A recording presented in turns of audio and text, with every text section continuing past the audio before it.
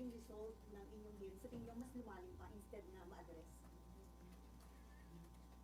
Lumalim ang emosyon in the sense na nakita nila na maraming pagkakamali, at least yung tatlo na binanggit ko, na paulit-ulit na rin lumalabas sa social media. Lumalalim ang ating kaalaman at mas lalo tayong nagagalit kasi labis-labis na ang dagok sa ating soberanya.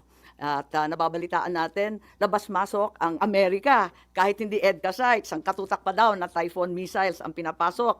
Labas-masok din ang China sa ating karagatan at sa West Philippine Sea. Ngayon, dinadampot na lamang ang mamamayang Pilipino at dinadala sa The Hague. May natitira pa ba sa bansang Pilipinas? Nakakaawa naman tayo kung ganyan. So, kung lumala, sa palagay ko, lumalim ang pag-uunawa ng taong bayan. I think yun ang kontribusyon. Kasi maski pro Duterte, pro Marcos, hindi na naging partisan, parang lahat medyo nagkaliwanag ng kaunti kahit papano. Ma'am, sino yung sinasabi niyo parang nagalit yata sa inyo nung hearing? Is it President Marcos? Yes, yes, yes.